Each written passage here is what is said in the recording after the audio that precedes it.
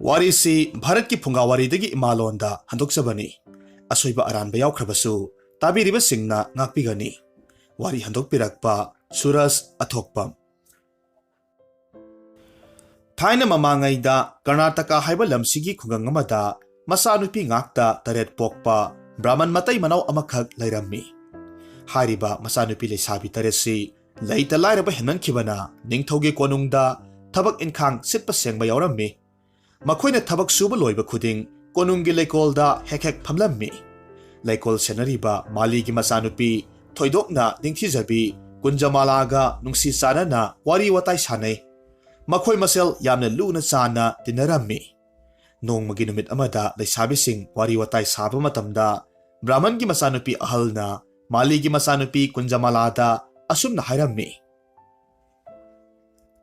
ita nahakse onthoknasu phajakhre Nangbu ubada ngauroidaba jagasida kanasu leiroi adubune nahaksu aikhoigumna laireba imungda pokpana arembada mamal yautredo mahaki waphamduda kunjamalana amuk khummi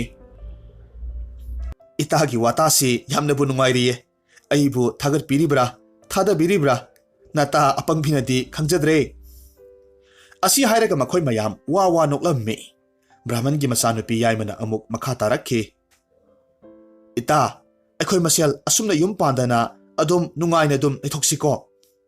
Kunjamala na kumi. Ita, ay di yung panda ba yaroye. Mirol su lejede. Imasu ipasu ahal oire. Aduga ay nahayangway yung palaba matungda ay gi isano pa amakak pokni. Hari ba isano pa do maray bagta taja amakak tokani. Mahak malem sinmatung na pawgadori ba ni. Brahman ki masanupising na amok kumlaglami. Haima, nungsibi, kunja, nangbu, tumlibro. Surong ngaktangali dubu, karino. Ay ko'y di nahaki wapamse, angakpadum pawihe. Kunja malana kummi. Ita nungsibi sa, mase, ay giwarip ni. Nung manakoy kalakani. Asum na, laisabi mayam do na wawanok laga, laikol do da wari sabado, ningtong na mapahek sarubadagi, loy na magtahawrami. Maligi masanupi na haikiba wapamdu ningsing luba matamda ningthawdu ahing tumba yade aina yung palaba matung isanupa amakak pokani hariba isanupatu laibakta thatokani malem pumbagi mapu ahengani wapamsi adumak ningsing lammi taseng badi ningthawdu gi maharani mari lei tawbatabu makhoi marimag masa amata poklamde maramasina mathangi ayukta ningthongna laikol senaba maligi mayumda chatlammi Aduga ningthongna malida kunjamalabu luhongba pami mahaku maharani mingthol pirage haina hairammi waphamduda ahal oiraba mali matai manaudu haraubane pakhatpane ningthobu khurumlammi aduga amuk makhata na hairammi Maharaj lairakraba adongi nanai malina khurumjari iningthongna isanupi kunjamalabu maharani ohenge takpiba simuk laibak phaba mama mapa malem sida Ani suram laro. Aikhoy nga hanmuki mapokta kari puina tawjarubana ining thawbu ya oina phanglagani do. Asumna harau bagaloina na luhongbagi waphamdu yanarammi.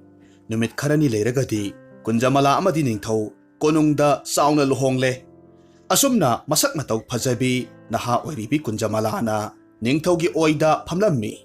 Aduga maharani oiraklabada hanagi maharani ahal marimag Kunjamalabu kalakpana ningdon pomba hauraklammi.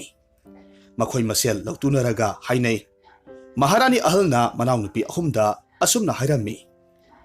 Yengune inawsa, nakoybo yang ningbro. Karisu laitabi angang piktru amana maharas ki thawgal oidaga nganthoidana tawribase. Ani subirani na kummi. Ise, aidi sibu sijaning leda. Ningthawse mahakna loinamak sumkre. Aikhoy di hanubi ngaknina ningthongna hana phawba yenglakhidre Rani ahum amasung mari subina amuk mateng panglammi Waganu isi ani mahakna pangtaw tawba yabra Aikhoy su mabi maharani ngaktani sum hejelaklabadi mathwai mangjaba tabani Rani maridu wari sana yamna usitana makhoy masel wa noklammi tasengna mag masa dhara leijidraba ningthawduna kunjamalabu hena luna chana tawjai Maramdi kunjamala masak mataw phajabata natte Haidorakpa ngangthorakpada laisi leithon yamna leibi miyamna yabi manga subi maharani ni matamgi khonglei matung inna rani atonbi kunjamala kumtha lepkhiramni oirakliba matauksida hanagi rani ahal maridudi matam suppa asengba tanja yenglaga leiba haurakhi hairiba matamsida ningthaudu hanagum manai singaloina na umangda sa tanba chatlammi ningthongna sa tanba chatpasi karigumba kanda numit kharani adum masangbasu yaurammi maram asimakna ningthongna chatkhringai matamda rani atonbi kunjamalabu mache marina yamna nungsiba saraga asumna hairammi inoibema nahakti maharasnasu thoina sanbi laibak phabini nase aikhoi maridi imitta isa ujabasu phangdrabini maramsina maharasna lengthokringai matamda angang unaba thoklabadi phatta nungtaga thoklabadi aikhoi da tainarakpasu yai aduna napuroibabu nanakta lengda thamudana kunjamalana khommi summi ise hoina takpibado summi adubu maharasna pamjaba sinphamsida aina karam thiluni tangai fadragana ipamdagi apokpi imado kauraga hek konungda thamjage kari haiba napamgi hanubi namadu konungsida thamgadoriba hai madu khak yaro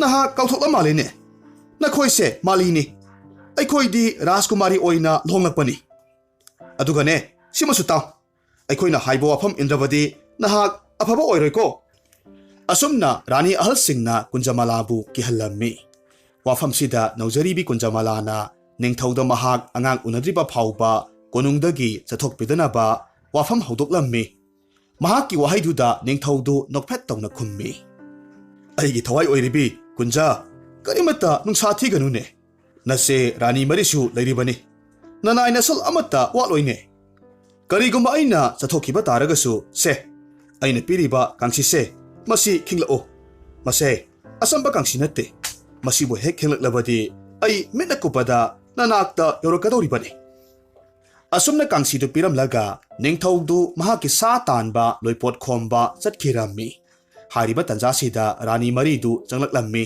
aduga ningthauna kari hairambage haina hanglammi kunjamalanadi ningthauna hairamba wafam adumak mase marida loinamak tammi tawbatabu phatraba mase marina amuk hairammi he apangbi madu oiba yaba wafam natte naha khangdra male nupi singna angang unaba khudong thiningai ni kangsiduna karisu oiba yaba natte nangna thajadragana hojikmak khingo sumbrengsi se masing maharaj ki thajaba manghangumsi matang saraba kanda nanaw soidana khingzage mase amana amuk makha tarakhe he aikhoina khingo hairadi khingo changengni wa makha tanu aikhoi nahaki yenaba natene masi khangune asumna mase phatabi mari atuna giri giri takpadagi kunjamalana kangsidu khinglammi khudakta ningthaudu yamna thuna sagol thoraga konungda yoraklammi aduga hairakhi kari torobage kunja aidi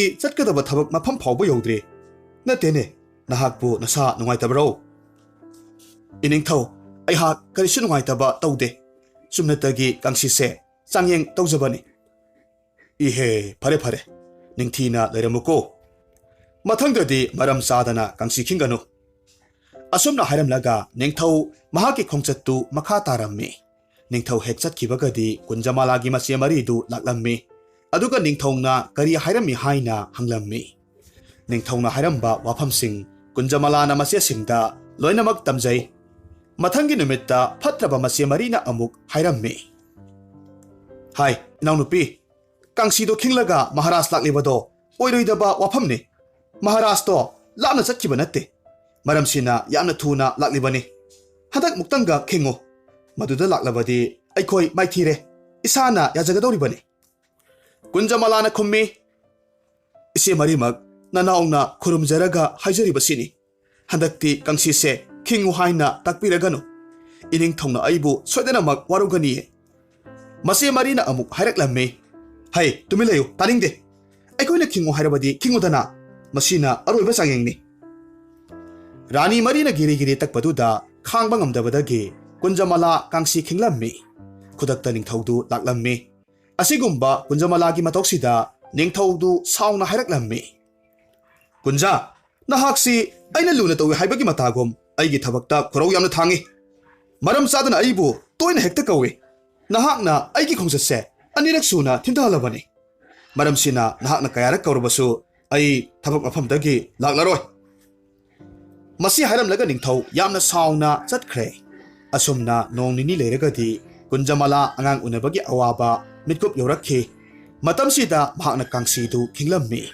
Tawbatabu ningthawdudi laklamde. Rani atonbi du angang nupa masa masak matau phajaraba amakhak poklammi. Masigumba asengba tanjasi yenglaga leiribi phatraba mase marina Rani atonbina wakhal tadringaida pokpada ngariba angangdu phamsenaribi amaibiduda sana lupa kayamarum piraga umangda phumjin kinanaba yathang tawrammi. Aduga angangdugi mahutta nungdum amakhak thamjillammi. Amaibina umangda angangdubu ugi sithek mari naiba upu amada haplaga umangda purakhi. Amaibidusu nupi oibanina matomta wakhal khalli. Is asuk phajaba angangsibo aina karamna hatni. Asomna khanbadagi upudu makhul amakhak sauna hutlammi. Aduga angangduna sor khonba yanabagi maongda semlaga umangda undoklamlaga chatkhi. Amaibiduna ngasaidagi tawriba matoksi ningthaugi asingba hoi sankarana loona matung inaduna yenglammi. Amaibi heksat khibagadi sankara angangi upudu hanglaga yengluba matamda angang nupa macha amakhak yauraga lerambaduda nungsibana mahak ngaukhre. Adugi sumathakta angangdugi maraibakta tha amakhak thoklammi. Matamduda huiduna khalli. Is phatedako miyoiba. Asuk nungsiba magut laikhraba angangsibu lemna hek manghalamganida. Masidi achamba angang natte. Laibak ningthaugi asengba ini. Ai mabu kandaba yade. Asumna sankarana angangdu lona yoknabagidamak mahaki makolda kana khanganda puraklammi. Matam khara leiragadi ningthaudu maraibakta halakpa matamda phamungda kaplaga leiribi Rani atonbina nungdum pokle haibagi paw taruba matamda aphapata thida Rani atonbidu minai loisangda thamlammi. Aduga amotpa yum amada lehanki. Somdana kamdauri sankarana angangdu yoknabagidamak konungdagi lona sananaba sangom talna singba kayamarum lauthoklammi. Aduga angangdu yoklammi. Asumna angangdu tha taruk surakpa matam aduaida konunggi sananaba polamsing huiduna hek lona sialaga pukhibagi pausi ningphung mangarakpadagi nongmagi numit amada Rani ahalna sankaragi matung illaga yenglammi. Matamduda angang amakhak sankarana yokli haibasi mahakna hujikti khangle.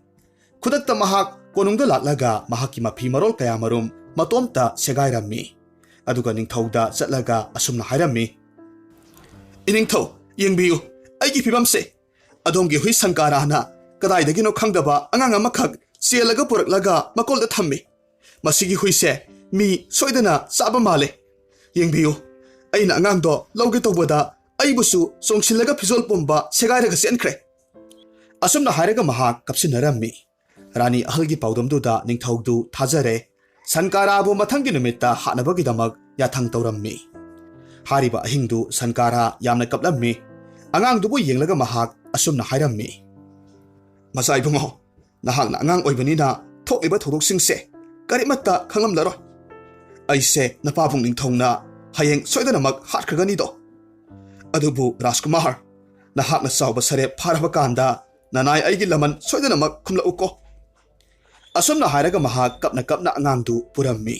Aduga ningthaugi san mayamgi makok oibi sanbi katargi manakta laklaga hairammi. Marup katar nahakna aina yokpagum angangse yokpirao. Aidi hayeng punsi loiregani. Masi haiduna sankar hik launa kaplammi. Mataududa amuk katarna khumlaklammi. Marup na haiba wafamdo ai soidanamak pangthoksage. Asuk nungsiba angangsibu karigi manghangadage. Aduga aikhoigi mapuning thause mahaksu asum aran thikhidre. Nupigi khudonbida laikhre. Aikhoi mabu atuki matik warawe. Asumna sankara amasung katar aroibo oina kapinnarammi. Mathangi numita sankara ningthogi manaisingna hatlammi. Katarna sanbi kayadagi sangomsing khainaraga angangdu tuminna yoklammi. Asumna angangdu sahi ani chupna kana khanghanda yoraklabada katarna angang amakhak lona yoklibadu ꯐꯠꯇ꯭ꯔꯕꯤ ꯔꯥꯅꯤ ꯌꯥꯏꯃꯅ ꯅꯣꯡꯃꯗꯤ ꯈꯪꯂꯝꯃꯤ ꯃꯍꯥꯛꯁꯨ ꯔꯥꯅꯤ ꯑꯍꯜꯒꯤ ꯃꯇꯧꯒꯨꯝ ꯅꯤꯡꯊꯧꯗ ꯆꯠꯂꯒ ꯍꯥꯏꯔꯝꯃꯤ ꯃꯍꯥꯔꯥꯖ ꯏꯕꯨꯡꯉꯣ ꯄꯨꯝꯅꯃꯛꯁꯦ ꯑꯣ ꯃꯪꯒꯣꯜꯒꯤ ꯃꯁꯛ ꯉꯥꯛꯇ ꯑꯣꯏꯔꯦ ꯔꯥꯅꯤ ꯑꯇꯣꯟꯕꯤꯅ ꯅꯨꯡꯗꯨꯝ ꯑꯃꯈꯛ ꯄꯣꯛꯈꯤ ꯁꯟꯀꯥꯔꯥꯅ ꯑꯉꯥꯡ ꯆꯥꯈꯤꯕꯒꯤ ꯄꯥꯎ ꯂꯩꯈ꯭ꯔꯦ ꯍꯧꯖꯤꯛꯅ ꯑꯗꯣꯝꯒꯤ ꯁꯟꯕꯤ ꯀꯇꯥꯔꯅ ꯃꯤ ꯆꯥꯕ ꯑꯩ ꯏꯁꯥꯃꯛꯅ ꯎꯔꯦ ꯔꯥꯅꯤ ꯌꯥꯏꯃꯒꯤ ꯃꯃꯤꯠ ꯑꯣ ꯃꯅꯥꯑꯣ ꯇꯞꯁꯤꯟ ꯋꯥꯍꯩꯗꯨꯗ ꯅꯤꯡꯊꯧꯗꯨ ꯊꯥꯖꯔꯝꯃꯤ ꯃꯊꯪꯒꯤ ꯅꯨꯃꯤꯠꯇ ꯀꯇꯥꯔꯕꯨ ꯃꯉꯛ ꯀꯛꯂꯒ ꯍꯥꯠꯅꯕ ꯌꯥꯊꯪ ꯄꯤꯔꯝꯃꯤ ꯅꯨꯃꯤꯠ ꯑꯗꯨꯒꯤ ꯅꯨꯃꯤꯗꯥꯡꯗ ꯊꯃꯣꯏ ꯁꯣꯛꯂꯕ ꯀꯇꯥꯔꯅ ꯅꯤꯡꯊꯧꯒꯤ ꯌꯥꯏ ꯁꯒꯣꯜ ꯄꯨꯂꯨꯒꯤ ꯃꯅꯥꯛꯇ ꯂꯥꯛꯂꯝꯃꯤ ꯑꯗꯨꯒ ꯍꯥꯏꯔꯝꯃꯤ ꯃꯔꯨꯞ ꯄꯨꯂꯨ ꯅꯍꯥꯛꯇꯤ ꯂꯧꯁꯤꯡ ꯂꯩꯕ ꯌꯥꯏ ꯆꯦꯟꯕ ꯁꯒꯣꯜꯅꯤ ꯅꯍꯥꯛꯅ ꯄꯥꯝꯕꯩ ꯑꯃ ꯇꯧꯔꯒ ꯑꯉꯥꯡꯁꯤꯕꯨ ꯑꯃꯨꯛꯇ ꯀꯟꯕꯤꯌꯨ ꯅꯍꯥꯛꯅ ꯌꯣꯛꯄꯅ ꯑꯩꯈꯣꯏꯗꯒꯤꯗꯤ ꯈ꯭ꯋꯥꯏꯗꯒꯤ ꯍꯦꯟꯅ ꯃꯄꯨꯡ ꯐꯥꯅꯤ ꯅꯍꯥꯛꯇꯤ ꯃꯇꯝ ꯆꯨꯞꯄꯗ ꯅꯤꯡꯊꯧꯒ ꯂꯣꯏꯅꯕꯅꯤꯅ ꯃꯍꯥꯛꯀꯤ ꯁꯥꯖꯠ ꯂꯝꯆꯠ ꯈꯪꯂꯤꯕꯅꯤ ꯑꯩꯗꯤ ꯅꯣꯡꯗꯝꯕꯅ ꯀꯨꯏꯅ ꯍꯤꯡꯉꯨ ꯍꯥꯏꯅ ꯇꯝꯕꯤꯔꯝꯗ꯭ꯔꯦ ꯋꯥꯐꯝꯁꯤ ꯍꯥꯏꯅꯔꯒ ꯃꯈꯣꯏꯅꯤ ꯀꯥꯃꯤꯟꯅꯔꯝꯃꯤ ꯃꯊꯪꯒꯤ ꯅꯨꯃꯤꯠꯇ ꯀꯇꯥꯔꯁꯨ ꯀꯣꯅꯨꯡꯗ ꯂꯥꯟꯃꯤꯁꯤꯡꯅ ꯍꯥꯠꯈ꯭ꯔꯦ ꯃꯁꯤꯒꯤ ꯃꯇꯨꯡꯗ ꯄꯨꯂꯨꯅ ꯑꯉꯥꯡꯗꯨ ꯀꯣꯏꯄꯨ ꯄꯨꯔꯒ ꯎꯃꯪꯗ ꯂꯣꯟꯅ ꯌꯣꯛꯄꯒꯤ ꯋꯥꯐꯝ ꯈꯔ ꯇꯥꯟꯅꯔꯛꯂꯕꯗ ꯅꯤꯡꯊꯧꯒꯤ ꯅꯥꯀꯣꯡ ꯌꯧꯔꯛꯂꯝꯃꯤ ꯇꯧꯕꯇꯕꯨ ꯑꯉꯥꯡꯗꯨꯗꯤ ꯃꯆꯥꯅꯤ ꯍꯥꯏꯕꯗꯤ ꯈꯪꯂꯝꯗꯦ ꯍꯥꯏꯔꯤꯕ ꯃꯇꯝꯗꯨ ꯔꯥꯖꯀꯨꯃꯥꯔꯗꯨ ꯄꯥꯈꯪ ꯃꯆꯥ ꯐꯥꯔꯛꯂꯦ ꯄꯨꯂꯨꯅ ꯃꯍꯥꯛꯀꯤ ꯃꯃꯥ ꯑꯃꯁꯨꯡ ꯃꯄꯥ ꯁꯛꯂꯕꯅꯤ ꯄꯨꯂꯨꯅ ꯍꯥꯏꯕ ꯋꯥꯐꯝ ꯈꯨꯗꯤꯡꯃꯛ ꯔꯥꯖꯀꯨꯃꯥꯔꯅ ꯏꯟꯖꯔꯤꯕꯅꯤ ꯅꯣꯡꯃꯒꯤ ꯅꯨꯡꯊꯤꯜ ꯑꯃꯗ ꯄꯨꯂꯨꯒꯤ ꯃꯅꯪꯒꯜꯗ ꯔꯥꯖꯀꯨꯃꯥꯔ ꯇꯣꯡꯂꯝꯃꯤ ꯑꯗꯨꯒ ꯎꯃꯪꯗ ꯀꯣꯏꯆꯠ ꯆꯠꯂꯝꯃꯤ ꯇꯟꯖꯥꯁꯤꯗ ꯁꯤꯡ ꯌꯥꯟꯕ ꯈꯔꯅ ꯎꯍꯧꯕꯗꯒꯤ ꯅꯤꯡꯊꯧꯒꯤ ꯅꯥꯀꯣꯡ ꯌꯧꯔꯛꯈꯤ ꯃꯗꯨꯗꯤ ꯃꯁꯛ ꯃꯇꯧ ꯂꯥꯏꯃꯨꯛ ꯐꯖꯕ ꯂꯥꯏꯕꯛꯇ ꯊꯥ ꯊꯣꯛꯄ ꯅꯨꯄꯥ ꯃꯆꯥ ꯑꯃꯅ ꯅꯤꯡꯊꯧꯒꯤ ꯌꯥꯏ ꯁꯒꯣꯜ ꯊꯧꯔꯒ ꯁꯥꯟꯅꯩ ꯍꯥꯏꯕꯒꯤ ꯋꯥꯐꯝꯗꯨꯅꯤ ꯐꯤꯕꯝꯗꯨ ꯈꯪꯂꯕꯗ ꯄꯨꯂꯨꯅ ꯈꯨꯗꯛꯇ ꯈꯣꯡꯂꯩ ꯊꯨꯅ ꯀꯣꯅꯨꯡꯗ ꯂꯣꯟꯅ ꯂꯥꯛꯂꯝꯃꯤ ꯑꯗꯨꯒ ꯅꯤꯡꯊꯧ ꯃꯆꯥ ꯑꯃꯅ ꯁꯦꯠꯄ ꯌꯥꯕ ꯐꯤꯖꯣꯜ ꯔꯥꯖꯕꯦꯁ ꯇꯨꯃꯤꯟꯅ ꯍꯨꯔꯥꯜꯂꯒ ꯄꯨꯈꯤ ꯂꯥꯟꯃꯤ ꯃꯌꯥꯝꯅ ꯄꯨꯂꯨꯕꯨ ꯐꯥꯅꯕ ꯇꯥꯟꯅꯔꯕꯁꯨ ꯑꯔꯦꯝꯕ ꯇꯥꯔꯝꯃꯤ ꯇꯁꯦꯡꯅ ꯄꯨꯂꯨꯗꯤ ꯑꯆꯝꯕ ꯁꯒꯣꯜ ꯅꯠꯇꯦ ꯌꯥꯏ ꯁꯒꯣꯜꯅꯤ ꯄꯨꯂꯨ ꯑꯃꯁꯨꯡ ꯔꯥꯖꯀꯨꯃꯥꯔ ꯃꯔꯝ ꯊꯥꯗꯣꯛꯂꯒ ꯑꯇꯣꯞꯄ ꯂꯝꯗꯝ ꯑꯃꯒꯤ ꯎꯃꯪꯗ ꯌꯧꯔꯛꯈꯤ ꯃꯇꯝ ꯈꯔ ꯎꯃꯪꯗꯨꯗ ꯃꯈꯣꯏꯅꯤ ꯂꯩꯅꯅꯕ ꯋꯥꯔꯦꯞ ꯂꯧꯔꯝꯃꯤ ꯄꯨꯂꯨꯅ ꯁꯖꯤꯛ ꯍꯅꯧ ꯆꯥꯔꯝꯃꯤ ꯔꯥꯖꯀꯨꯃꯥꯔꯅ ꯎꯃꯪꯒꯤ ꯑꯐꯪꯕ ꯎꯍꯩ ꯋꯥꯍꯩ ꯆꯥꯔꯒ ꯂꯦꯜꯂꯤ ꯍꯥꯏꯔꯤꯕ ꯃꯇꯝꯁꯤꯗ ꯔꯥꯖꯀꯨꯃꯥꯔ ꯋꯥꯈꯜ ꯂꯧꯁꯤꯡ ꯃꯄꯨꯡ ꯐꯥꯔꯦ ꯍꯥꯏꯕꯁꯤ ꯄꯨꯂꯨꯅ ꯈꯪꯕꯗꯒꯤ ꯊꯣꯛꯈꯤꯕ ꯊꯧꯗꯣꯛ ꯄꯨꯝꯅꯃꯛ ꯃꯍꯥꯛꯀꯤ ꯐꯠꯇ꯭ꯔꯕ ꯃꯃꯥꯕꯣꯛ ꯔꯥꯅꯤ ꯃꯔꯤ ꯎꯄꯥꯏ ꯂꯩꯖꯗ꯭ꯔꯕ ꯃꯃꯥ ꯀꯨꯟꯖꯃꯥꯂꯥꯅ ꯃꯤꯅꯥꯏ ꯑꯣꯏꯈꯤꯕ ꯁꯟꯀꯥꯔꯥ ꯑꯃꯁꯨꯡ ꯀꯇꯥꯔꯅ ꯃꯍꯥꯛꯄꯨ ꯌꯣꯛꯂꯛꯄ ꯑꯃꯗꯤ ꯃꯄꯥꯕꯨꯡ ꯅꯤꯡꯊꯧꯅ ꯍꯥꯠꯄꯤꯈꯤꯕ ꯋꯥꯔꯤ ꯋꯥꯈꯣꯡ ꯄꯨꯝꯅꯃꯛ ꯄꯨꯂꯨꯅ ꯂꯤꯔꯒ ꯇꯥꯍꯜꯂꯝꯃꯤ ꯔꯥꯖꯀꯨꯃꯥꯔ ꯋꯥꯔꯤꯁꯤꯡꯗꯨ ꯇꯥꯔꯨꯕ ꯃꯇꯝꯗ ꯃꯃꯤꯠꯇꯒꯤ ꯃꯄꯤ ꯂꯦꯞꯄ ꯂꯩꯇꯅ ꯁꯤꯟꯊꯔꯝꯃꯤ ꯃꯍꯥꯛꯀꯤ ꯃꯇꯧꯗꯨꯗ ꯄꯨꯂꯨꯅ ꯍꯥꯏꯔꯝꯃꯤ ꯔꯥꯖꯀꯨꯃꯥꯔ ꯑꯗꯨꯝꯅ ꯀꯞꯄ ꯍꯧꯅꯗꯦ ꯊꯧꯅꯥ ꯂꯩꯅ ꯑꯆꯨꯝ ꯑꯔꯥꯟ ꯄꯨꯊꯣꯛꯂꯒ ꯅꯣꯡꯃꯗꯤ ꯅꯍꯥꯛ ꯃꯥꯂꯦꯝ ꯄꯨꯝꯕꯁꯤꯒꯤ ꯃꯄꯨ ꯑꯣꯏꯒꯗꯕꯅꯤ ꯄꯨꯂꯨꯒꯤ ꯋꯥꯗꯨꯗ ꯔꯥꯖꯀꯨꯃꯥꯔꯗꯨ ꯇꯨꯃꯤꯟꯅ ꯋꯥꯈꯜ ꯈꯜꯂꯤ ꯑꯗꯨꯒ ꯍꯥꯏꯔꯝꯃꯤ ꯑꯩꯒꯤꯗꯃꯛ ꯅꯈꯣꯏ ꯃꯌꯥꯝ ꯊꯋꯥꯏ ꯐꯥꯎꯕ ꯀꯠꯊꯣꯛꯂꯤ ꯅꯣꯡꯃꯗꯤ ꯑꯩ ꯅꯈꯣꯏ ꯄꯨꯝꯕꯒꯤ ꯂꯃꯟ ꯁꯤꯡꯖꯒꯦ ꯔꯥꯖꯀꯨꯃꯥꯔ ꯂꯃꯟꯒꯤ ꯋꯥꯐꯝꯗꯨ ꯅꯠꯇꯦ ꯅꯍꯥꯛꯇꯤ ꯃꯥꯡꯐꯗ꯭ꯔꯕ ꯑꯩꯈꯣꯏꯒꯤ ꯃꯄꯨꯅꯤ ꯑꯩ ꯋꯥ ꯑꯃꯈꯛ ꯍꯥꯏꯒꯦ ꯅꯍꯥꯛ ꯂꯝꯗꯝꯁꯤꯗ ꯃꯇꯝ ꯈꯔ ꯁꯨ ꯅꯣꯝꯂꯒ ꯃꯤꯆꯝ ꯑꯃꯒꯨꯝ ꯂꯩꯔꯣ ꯑꯗꯨꯒ ꯎꯃꯪꯁꯤꯗ ꯑꯩꯁꯨ ꯄꯥꯝꯕꯩ ꯑꯃ ꯌꯦꯡꯂꯒ ꯂꯩꯔꯒꯦ ꯑꯗꯨꯒ ꯀꯔꯤꯒꯨꯝꯕ ꯅꯍꯥꯛ ꯈꯨꯗꯣꯡꯊꯤꯕ ꯇꯥꯔꯕꯁꯨ ꯎꯃꯪꯁꯤꯗ ꯂꯥꯛꯂꯒ ꯑꯩꯕꯨ ꯀꯧꯔꯛꯎ ꯑꯩ ꯁꯣꯏꯗꯅꯃꯛ ꯂꯥꯛꯀꯅꯤ ꯑꯗꯨꯒꯅꯦ ꯌꯥꯝꯅ ꯆꯦꯛꯁꯤꯟꯒꯗꯕ ꯋꯥꯐꯝ ꯑꯃꯅ ꯅꯍꯥꯛꯀꯤ ꯂꯥꯏꯕꯛꯇ ꯊꯣꯛꯂꯤꯕ ꯊꯥꯖꯗꯣ ꯃꯗꯨ ꯀꯅꯥꯗꯁꯨ ꯎꯍꯟꯕ ꯌꯥꯗꯦ ꯃꯁꯤꯅ ꯅꯍꯥꯛꯄꯨ ꯃꯤꯅ ꯆꯤꯡꯅꯈꯤꯕ ꯌꯥꯏ ꯐꯤ ꯑꯃꯅ ꯃꯇꯝ ꯄꯨꯝꯅꯃꯛꯇ ꯀꯣꯛꯁꯦꯠ ꯁꯦꯠꯂꯒ ꯂꯩꯒꯗꯕꯅꯤ ꯍꯧꯖꯤꯛꯇꯤ ꯅꯍꯥꯛꯀꯤ ꯔꯥꯖꯕꯦꯁꯇꯣ ꯍꯣꯡꯗꯣꯛꯂꯣ ꯑꯩꯅ ꯄꯤꯔꯤꯕ ꯑꯆꯝꯕ ꯐꯤꯖꯣꯜꯁꯦ ꯁꯦꯠꯆꯤꯜꯂꯨ ꯍꯧꯖꯤꯛ ꯅꯍꯥꯛꯅ ꯇꯧꯒꯗꯕꯁꯦ ꯑꯩꯒꯤ ꯌꯦꯠ ꯊꯪꯕ ꯏꯅꯥꯁꯤꯗ ꯂꯩꯕꯤꯌꯨ ꯔꯥꯖꯀꯨꯃꯥꯔꯅ ꯈꯨꯗꯛꯇ ꯌꯥꯏ ꯁꯒꯣꯜ ꯄꯨꯂꯨꯒꯤ ꯃꯅꯥꯗꯨ ꯂꯩꯔꯝꯃꯤ ꯁꯒꯣꯜꯗꯨ ꯈꯨꯗꯛꯇꯨꯗ ꯄꯤꯛꯁꯤꯟꯈꯤꯗꯨꯅ ꯒꯙꯥ ꯑꯃꯈꯛ ꯑꯣꯟꯊꯣꯛꯈ꯭ꯔꯦ ꯒꯙꯥꯗꯨꯅ ꯑꯃꯨꯛ ꯃꯈꯥ ꯇꯥꯅ ꯍꯥꯏꯔꯛꯂꯝꯃꯤ ꯔꯥꯖꯀꯨꯃꯥꯔ ꯅꯍꯥꯛꯀꯤ ꯑꯣꯏ ꯊꯪꯕ ꯅꯥꯀꯣꯡꯗꯣ ꯑꯩꯉꯣꯟꯗ ꯑꯣꯠꯁꯤꯜꯂꯛꯎ ꯃꯗꯨ ꯂꯣꯏꯔꯒ ꯅꯍꯥꯛꯀꯤ ꯔꯥꯖꯀꯨꯃꯥꯔꯒꯤ ꯐꯤꯖꯣꯜ ꯔꯥꯖꯕꯦꯁ ꯑꯃꯗꯤ ꯊꯥꯡꯁꯥꯡꯗꯣ ꯀꯤꯌꯥꯝꯂꯩ ꯄꯥꯝꯕꯤ ꯑꯆꯧꯕꯁꯤꯗ ꯀꯥꯈꯠꯂꯒ ꯇꯣꯠꯁꯤꯜꯂꯒ ꯊꯝꯃꯨ ꯑꯁꯨꯝꯅ ꯍꯥꯏꯅ ꯒꯙꯥꯗꯨꯅ ꯔꯥꯖꯀꯨꯃꯥꯔꯒꯤ ꯅꯥꯀꯣꯡ ꯑꯣꯏ ꯊꯪꯕꯗꯨ ꯂꯩꯔꯝꯃꯤ ꯈꯨꯗꯛꯇ ꯔꯥꯖꯀꯨꯃꯥꯔꯗꯨ ꯀꯨꯆꯨ ꯃꯨꯕ ꯃꯤ ꯑꯃꯈꯛ ꯑꯣꯟꯊꯣꯛꯈ꯭ꯔꯦ ꯃꯈꯣꯏꯅꯤ ꯊꯕꯛꯁꯤꯡꯗꯨ ꯄꯥꯡꯊꯣꯛꯄ ꯂꯣꯏꯔꯕꯒꯤ ꯃꯇꯨꯡ ꯒꯙꯥꯗꯨ ꯎꯃꯪꯗ ꯆꯪꯈ꯭ꯔꯦ ꯔꯥꯖꯀꯨꯃꯥꯔꯗꯨꯅ ꯑꯅꯧꯕ ꯂꯝꯗꯝꯗꯨꯗ ꯊꯕꯛ ꯊꯤꯕ ꯀꯣꯏꯆꯠ ꯆꯠꯂꯝꯃꯤ Mamay thangda ina kairak phunba lalonba amagi mayumda san sienbagi thabak amakhak phanglammi. Asumna Rajkumar du matam kharadi lalonbagi yumda kana khangda leire. Nongmagi numidang waram amada Rajkumar du na sansingdu loisinba loiraga awaba pothaba oina phajakraba laikol amada sangduna potharammi. Mahak laikol du kanagino haibadi khanglamde. Tasengbamak laikol du lamdamdugi ningthaugi haikol laikol oirammi. Hariba lamdamdugi ningthaugi masa ningol taret khak poklammi. Makhoi pumba masak thoina ningthibini.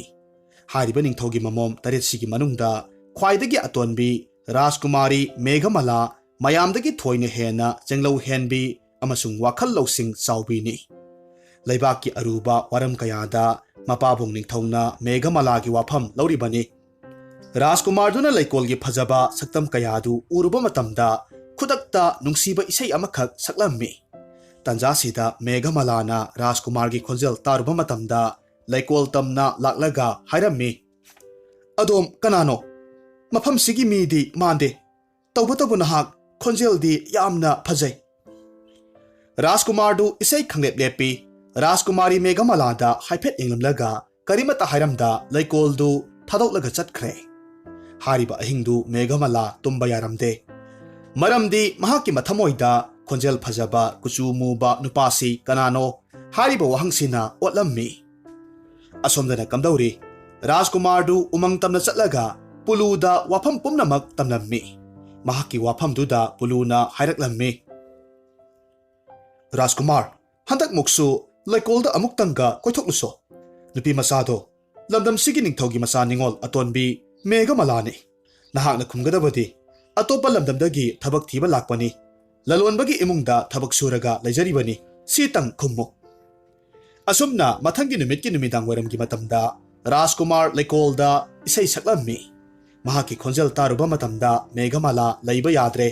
Laikol tamna laklaga hangaklammi. Adombu kanano mafam sida kari tawba lakpano. Matam chuppa karigi laibakta phiyalibano. Rajkumar du ngaihakti tumina lay aduga tapna amuk khumlaklammi. Rajkumari aise thangnaba lamdamdagi mafam sida hingnabagidamak thabak suba lakpani. Laikol sidagi irap lapta leiba lalonba amagi mayumda thabak sujaribani. Aina khanjabada adom achamba midi mande. Ngasi phawbada Rajkumari Meghamalana kanagumba nupa amataga wari saba laikhidri. Sengna habiyu adom kanano. Rajkumar tuminna wafam amata hairamda Rajkumari da nokphet tawrammi aduga laikol du thadok chatkre. Matausida Meghamala masadu omchaknare.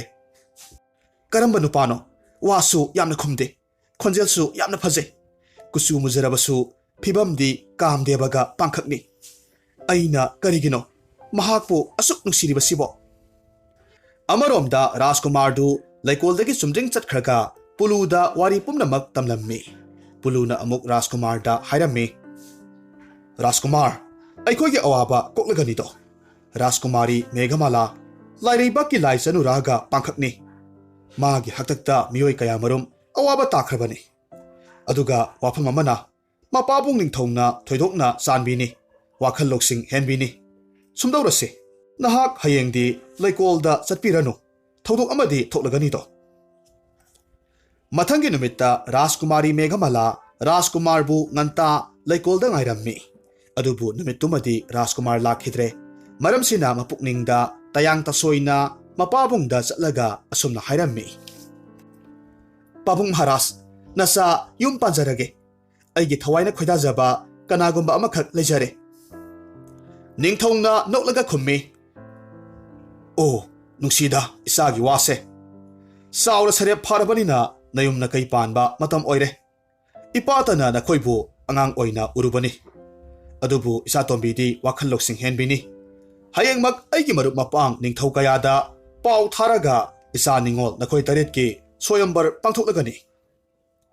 Pabung Maharaj nate ise taruki di soyambar do pangthoklabasu aigi di thamoigi arepa wafam lejare. Haha ipage tonbi nahaki wafamda ipana yadaba leitene. Aina khangi isagi bordi swarga patal animak joy tawba ngamba राजकुमार सोयदनमक ओइरमनि मपा मसा असुमना वारी सानरबा मतुंग नुमित्तु हौख्रे मथंगी नुमित्ता कोनुंगी लेकोलदा अफावबा राजकुमार कयामरुम राजकुमार तरेत किदमक सोयंबर यावबा लाक्नखि राजकुमारी तरुक की पामजबा राजकुमार खनबा लोइरबा मतुंग ख्वाइदगी चेंगलौ हेनबी राजकुमारी मेघमालागी बोरमाला कनादा हुक्कनि हाइबा वफमसिनी मेघमाला मियामना लांगनरिङै फत थोरकलगा कुचु मुबा संजेनहादा बोरमाला हुक्लम्मी महाकी मतौदुदा मियामना हाइनरम्मी थौना फबा मसक फजबा राजकुमार कयामरुम ममांगदा लेरबा फावबा संजेनहादा बोरमाला हुक्रेने राजकुमारी मेघमाला से वखल सोरबा माले मतौसिदा निंगथौना लाउथोरखि मजाइबेमा मेघमाला सोइबदगी संजेनहादा लई परेंग हुक्किबनी मयाम लांबिगनो अमुक हन्ना सोयंबर तौजगनी मसिगी मतुंग निंगथौना कुचुमुबा संजेनहादु सोयंबर जगादगी निंगथौ मनाइसिंगदा तांथोक हलम्मी अदुबु पुमनमक अरेंबा ताख्रे मेघमाला अमुक चेनखिदुना कुचुमुबा संजेनहादुदा बोरमाला हुक्रे मतमसिदा निंगथौदु निंगबा कायना हाइरखि ओह अंथोकपनिदको साथोंबी नहाक्सी इपाना वाखल लई हाइदना चौथुक चरमबदो संजेनहासिना वारेप ओइरबनीने असुमना मसे तरुक्ति अतोपा लेबाकी राजकुमार सिंगल लुहोंगदुना चटख्रे मेघमालादी संजेनहागा पुन्ना लुहोंगलबा मतुंग कोनुंगदा थमखि लुहोंगलबा मतुंग मतम अयाम्बा मसे राजकुमारी तरुक्की नुपासिंग पुनसिनरगा उमंगदा पुन्ना लम कोइबा चटलम्मी उमंगदा थोंग थाकलगा चामिन्नै नुपा मसेल ज्वार सानै तौबतबु कुचुमुबा संजेनहादी कोनुंगदगी हेंदोक्ते मखोइगी कुमहै यौरमदे मतौसिदा निंगोल मवा तरुकना मेघमालागी नुपासे थाक हंथबा संजेनहागी कांगलुप ओइबनिना यावबा हाइपोन्ते हाइरम्मी वाफमदुदा मेघमालाना मपुरोइबदा हाइजेरम्मी फनमक हाइनेद्रबसु इतै खोइगा सानबा कोइबा चटपदो खरा खरासु यावबियो अदोम नुपाने इमुंगदा सुम लैसिनबसे अइगी फजफम लैते कुसुमुबा संजेनहादु करिमता खुमदा उमंगतमना चटखिरम्मी अदुगा वारम पुंबा गधा ओनख्रबा याय सगोलदुदा लिरम्मी मतमदुदा गधादुना अमुक हाइरक्लम्मी राजकुमार वागनु अइखोइगी मतमदो लाक्लबनी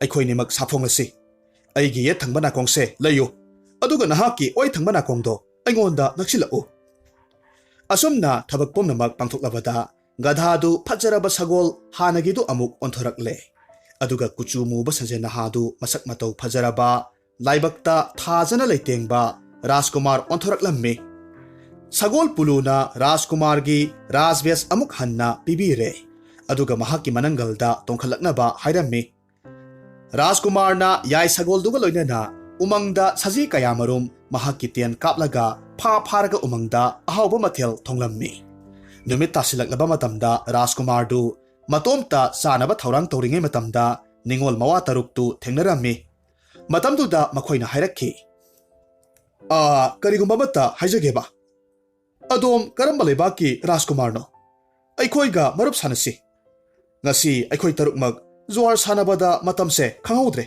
सा तानबसु नंहौद्रे चाक लामनसु कोनुंग यौबा ngमगदबा मांद्रे यारगदी अइखोइदा खरा खजिक्तंग मतेंग पांगबियुबा राजकुमार मसेलनी तसेंगबदी मखोइ तरुकना मनाउ नुपा संजेनहा राजकुमारदु मसक खंगलमदे संजेनहा राजकुमारना करेमनरगा अमुक खुनलम्मी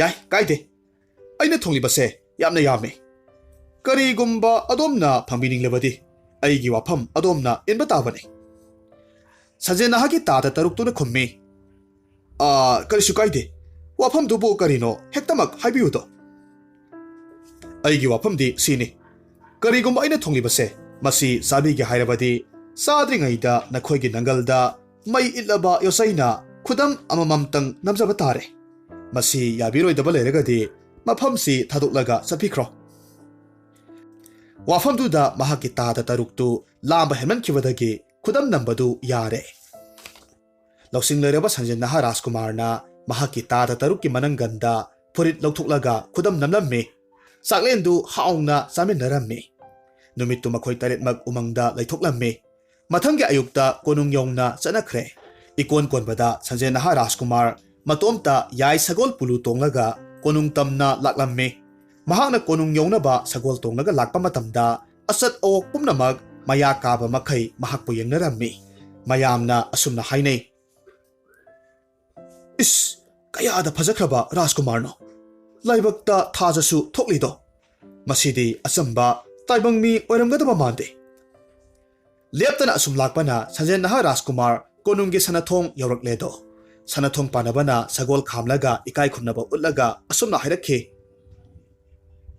adom karamba lebaki Rajkumar oibirabano kana unabigadaba Rajkumar sanjen naha na khummi ai sansenba Megamalagi mapuroibaduni thongsi hangdoklo ai choktarabani thongakpadu nokphet tawraga khummi adombu karemnabadi nachade mazaibe ma Megamalagi ibungodudi kusudu amamba saktiba sajenahani adomgumna lai masagum phajabadi nateto thajadagana mazaibe madu kauthokjarake adudagidi manaisingna Megamalabu kauthoklammi adubu mapuroibabu mahak masak khangkhidre tanjasida sanjay naha Rajkumarna amuk hairaklammi aigi nungsirabi Megamala aise nahakki asengba sanjay naha duni thajadraga yengbiyu nahakna bormala hukpa numitta aigi ngaksamda sibikhiba sanagi likse yengu griha dasa leibadagi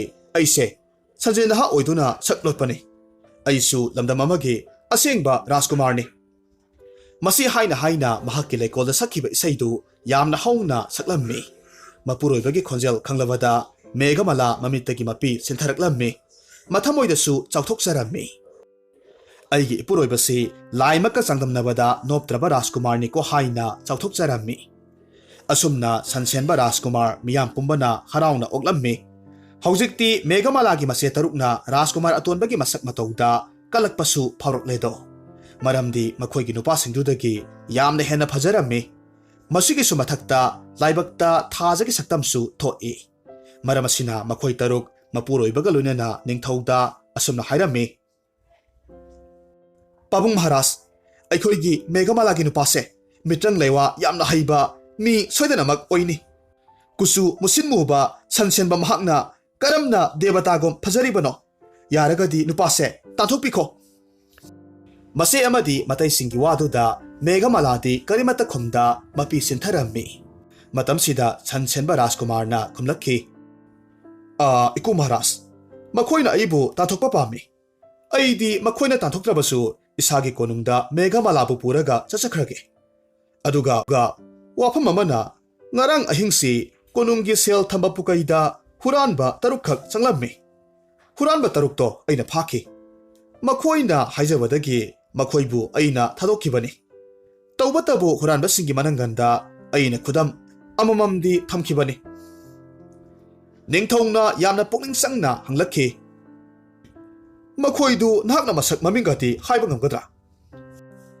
iku Maharaj makhoibu puthokpadi yamna laiba wafamni tawbatabu makhoigi maralsingdo aina ngakpiyo haina haijari hoine nahakna nga ohaibanina aisu yarage adubu makhoi tarukto kanano iku ibungo adomgi nayanupa tada taruksini madugi khudamdi kadai ningthongna khummi madugi khudamdi kadai masidagidi mase tarukki nipa taruktogi furittu lauthokhalle aduga mayamda yenghanba matamda khudamsingdu ure makhoi ikaibana mamaidu ngangsangganglammi tasengba maksu makhoi tarukse matam supada konunggi langeidagi sel sanalupa huralaga zwar sanaba sanjay naha Rajkumarna khanglammi maramaduna mahakpu ikaiba pibagidamak lamansu khumlibani mataw asum tawna sanjay naha Rajkumar makubok ningthauda haijaraga mayum konunggidamak Megamala puraga khongsalammi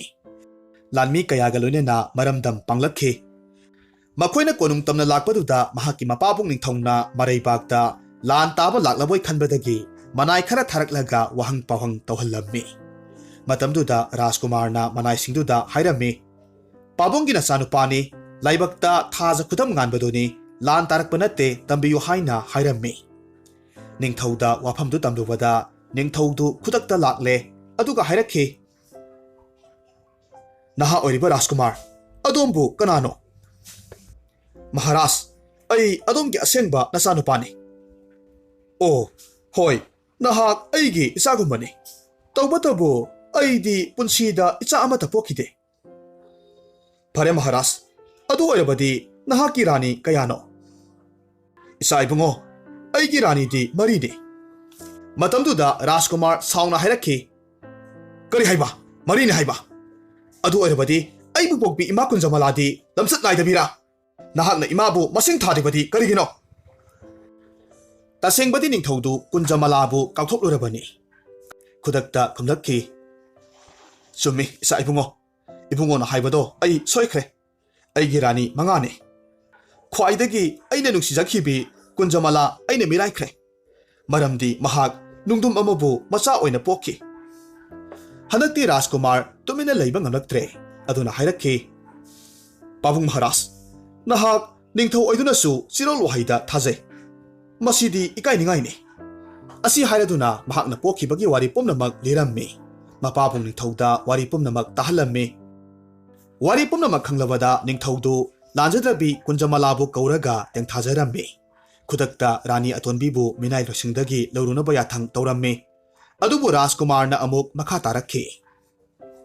Pabung Maharaj, madu khaktana ay pendre. Pumnamak sigi hawrakpham oiriba aigi phatrabi imabuk marimak adom na hana losinbigadabani.